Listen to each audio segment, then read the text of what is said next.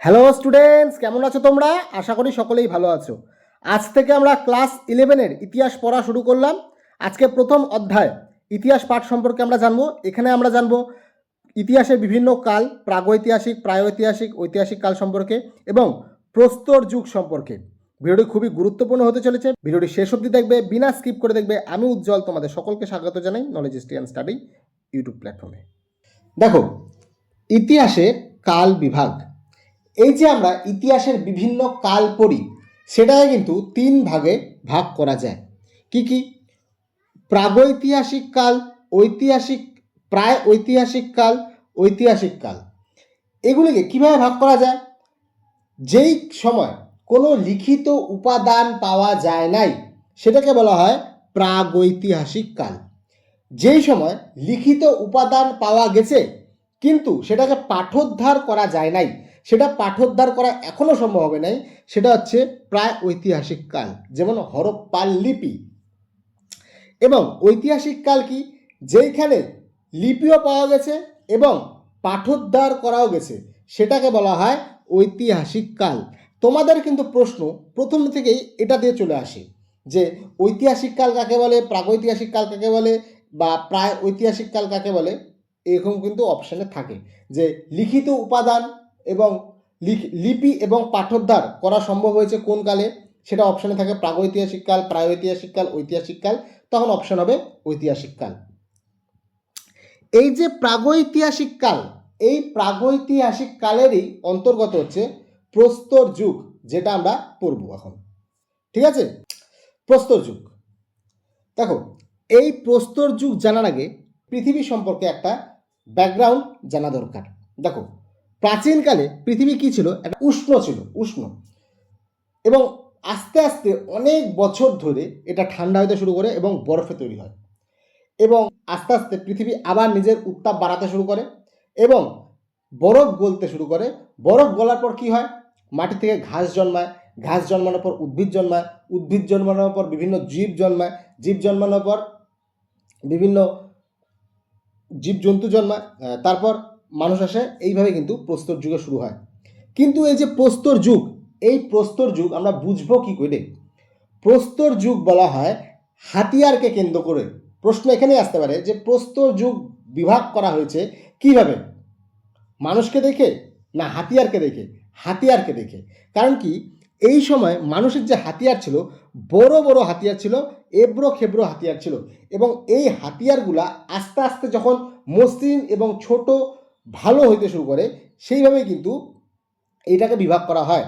যেমন এই প্রস্তর যুগকে তিন ভাগে ভাগ করা হয়: প্রাচীন প্রস্তর, মধ্যপ্রস্তর, নব্যপ্রস্তর।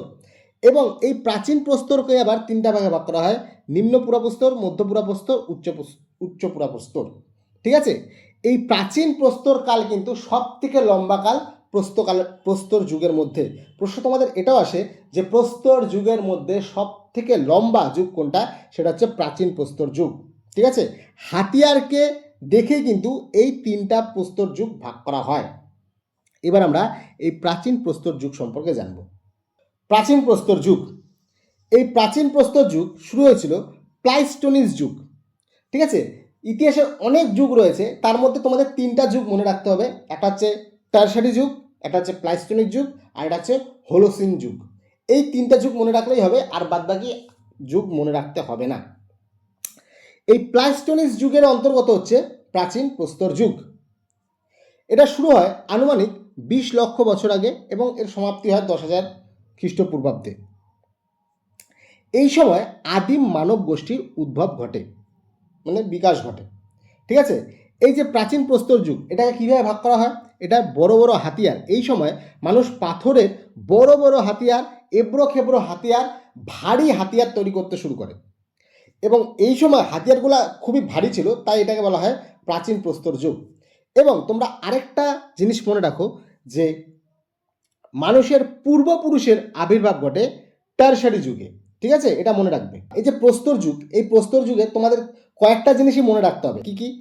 এই প্রস্তর যুগের বিভিন্ন গুরুত্বপূর্ণ স্থান, প্রস্তর যুগের বিভিন্ন গুরুত্বপূর্ণ হাতিয়ার এবং প্রস্তর যুগের বিভিন্ন গুরুত্বপূর্ণ বৈশিষ্ট্য। ঠিক আছে? প্রাচীন প্রস্তর যুগের গুরুত্বপূর্ণ স্থান কি কি?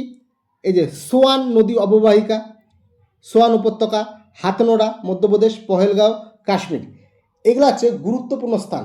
সব থেকে প্রথমে দেখা যায় পাঞ্জাবের সোয়ান উপত্যকা, ঠিক আছে, যার জন্যই প্রাচীন প্রস্তরকালকে কিন্তু সোয়ান নদী ঘাটি সংস্কৃতি বলা হয়। আতিরাপক্কম তামিলনাড়ুর, ভীমবেটকা মধ্যপ্রদেশ, এছাড়াও পাল্লাভারাম, ঠিক আছে, পাল্লাভারাম কেরালা, এখানেও কিন্তু পাওয়া যায়। এই সময় কি কি হাতিয়ার পাওয়া যায়?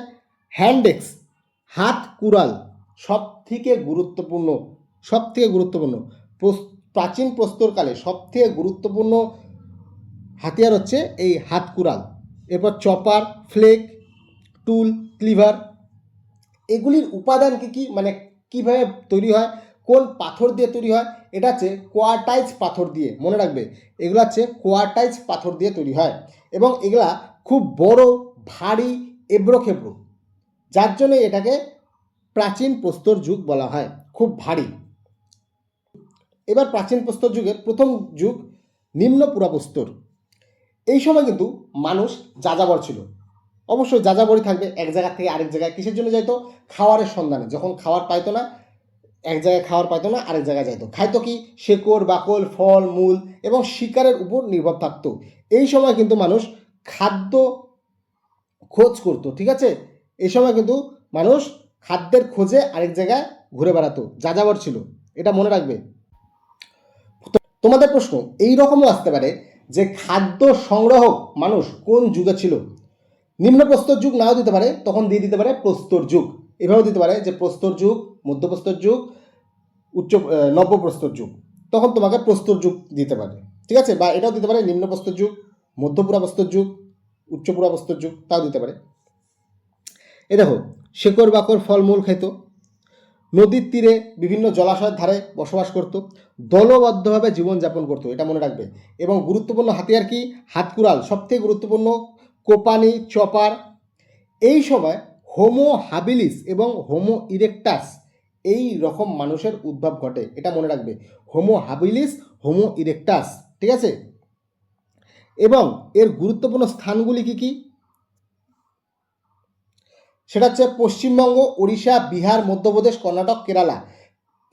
কেরালার যে পাল্লাভারাম, এটা মনে রাখবে, পাল্লাভারামে কিন্তু হ্যান্ডেক্স অর্থাৎ হস্তকুঠার পাওয়া গেছে। পাঞ্জাবের সোহান নদী ঘাটি, কাশ্মীর, উত্তরপ্রদেশ, মির্জাপুর, বেলন ঘাটি, বিভিন্ন স্থানে কিন্তু এই সংস্কৃতি পাওয়া গেছে, মনে রাখবে। ভীমবেটকা, ভীমবেটকা কিন্তু মনে রাখবে প্রাচীন চিত্র, সব থেকে পাওয়া গেছে, প্রাচীন চিত্র এখানে পাওয়া গেছে। এগুলি, এই স্থানগুলি কিন্তু মনে রাখবে। এবার হচ্ছে মধ্যপুরাপ্রস্তর। দেখো, এই যে মধ্যপুরাপ্রস্তর, এই সময় যে অস্ত্র ছিল, সেই অস্ত্রের সেরকম বিশেষ কোনো পরিবর্তন আসে নাই।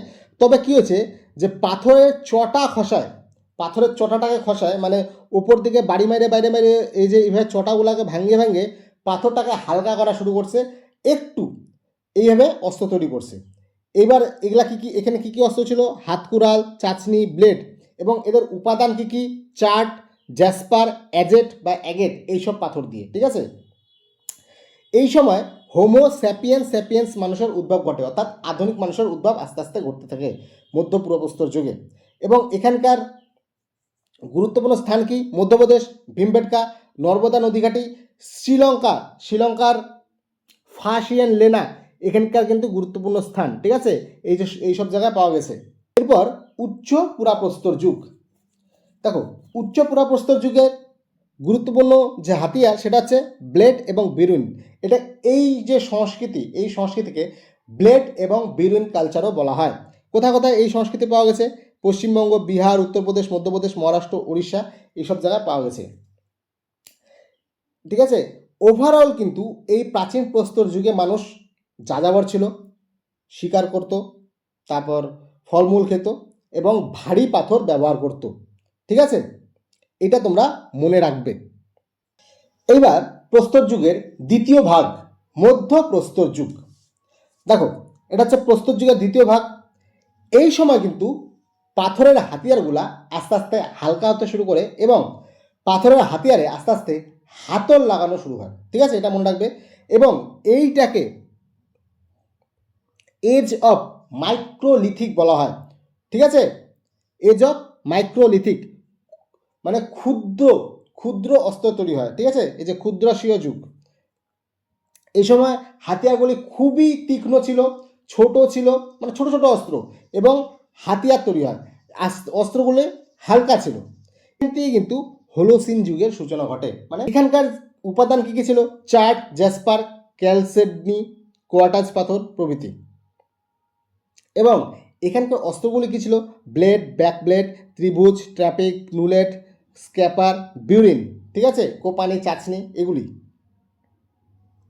এখানকার সবথেকে গুরুত্বপূর্ণ স্থান ছিল রাজস্থানের বাগোর, ঠিক আছে।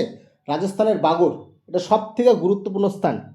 এবং এই সময় কিন্তু মানুষ পশু পালন করতে শুরু করে, ঠিক আছে, পশুকে পোষ মানাতে শুরু করে। এবং সর্বপ্রথম কিন্তু মানুষ কুকুরকেই পোষ মানাইছিল। প্রশ্ন এটা আসতে পারে যে সর্বপ্রথম মানুষ কোন পশুকে পোষ মানাইছে, সেটা হচ্ছে কুকুর। এছাড়াও ভেড়া, ছাগল এইসব পশুকে পোষ মানাইতো, যা কিসের জন্য? খাদ্যের জন্য, ঠিক আছে, মাংসের জন্য। গুরুত্বপূর্ণ স্থান কি? বাগোর, রঙ্গনাথ, সরাইনাহর রায়, মাহাদাহ, দামদামা, ভীমবেটকা। ভীমবেটকাতে অনেক চিত্র পাওয়া গেছে। এই জায়গাগুলো কিন্তু তোমরা মনে রাখবে: বাগোর, লংনাচ, সরাইনাহর রায়, মাদাহা, দমদমা, ভীমবেটকা। ভীমবেটকা মধ্যপ্রদেশ, ঠিক আছে। বাগোর রাজস্থান, লংনাচ গুজরাট, সরাই রাহর রায় সেটা হচ্ছে উত্তরপ্রদেশ, দমদমা উত্তরপ্রদেশ। এছাড়াও উত্তরপ্রদেশের আরেকটা স্থান আছে, সেটা হচ্ছে মাহাগারা। এখানেও কিন্তু পাওয়া গেছে এই মধ্যপ্রস্তর যুগের প্রমাণ। কিন্তু মানুষ আগুনের ব্যবহার শেখে এবং মাংস কিন্তু পুড়ায় খাইতে শুরু করে। মানুষ কিন্তু এই সময় গুহাতেই থাকে, বসতি বানাইতে কিন্তু শুরু করে নাই। এবং আগুনের কী কী ব্যবহার করে? মানুষ শিকার করতে শুরু করে। তারপর হচ্ছে গুহার সামনে আগুন জ্বলা রাখে যাতে বন্যপ্রাণী অ্যাটাক না করে, ঠিক আছে। মাহাদহে, ইউপের মাহাদহতে যেমন চুল্লির নিদর্শন পাওয়া গেছে। প্রশ্ন কিন্তু এটাও আসতে পারে। নব্যপ্রস্তর যুগ। নব্যপ্রস্তর যুগ ভারতের সব জায়গায় একভাবে শুরু হয় নাই। কোথাও কোথাও নব্যপ্রস্তর যুগ চলছে, কোথাও কোথাও তাম্রপ্রস্তর যুগ চলছে, সব জায়গায় কিন্তু একভাবে চলে নাই। এটা শুরু কোথাও, মানে এটা কোথাও কোথাও দেখা গেছে বিহারের চিরান্দ, তারপর কোলডিবা, কাশ্মীরের বুর্জহম, গুফকারাল, এইসব জায়গায় কিন্তু পাওয়া গেছে। এই সময় মানুষ গর্তাবাস করত। এই যে বুর্জহম এবং গুফকারালে গর্তাবাস পাওয়া গেছে। মানুষ মাটি খুঁড়ে গর্ত বানায়, তার ভিতরে বাস করত। এই গর্তাবাসগুলো ছিল আয়তাকার, ডিম্বাকার, গোলাকার ছিল, ঠিক আছে। সময় নব্যপ্রস্তর যুগে কিন্তু গ্রামীণ সভ্যতার উদ্ভব ঘটে, সেটা হচ্ছে মেহেরগড়, সব থেকে প্রাচীন গ্রামীণ সভ্যতা। প্রশ্ন এখানেই আসতে পারে যে সব থেকে প্রাচীন গ্রামীণ সভ্যতাটা কি? সেটা হচ্ছে মেহেরগড়। সেটা কোথায় হয়? নব্যপ্রস্তর যুগে। এই সময় কিন্তু মানুষ কৃষি কাজ করতে শেখে। তাহলে একটা জিনিস দেখতেছো যে প্রস্তর যুগে মানুষ কি ছিল? শিকারী এবং খাদ্য সংগ্রহক। হচ্ছে মধ্যপ্রস্তর যুগে মানুষ কি ছিল? মধ্যপ্রস্তর যুগে মানুষ আস্তে আস্তে পশুকে পোষ বানাইতে শুরু করলো। এবং নব্যপ্রস্তর যুগে মানুষ কৃষি বানাতে শুরু করলো। যেহেতু এই সময় কৃষি বানাইতে শুরু করলো, মানে কৃষি পালন করতে শুরু করলো, এবং মানুষ কিন্তু আস্তে আস্তে স্থায়ী বসতি শুরু করতে লাগলো, বসতি বানাইতে শুরু করলো। কারণ কি? আগে তো মানুষ খাবারের খোঁজে এক স্থান থেকে এক স্থানে যাইতো, এবার তো খাবার উৎপাদন করতে শুরু করলো, তাই মানুষ আর কিন্তু যাযাবর থাকলো না। প্রশ্ন এখানেই আসে যে যাযাবর অবস্থার অবসান ঘটে কোথায়? সেটা হচ্ছে নব্যপ্রস্তর যুগ। কারণ কি? কৃষি তৈরি করতে শুরু করলো।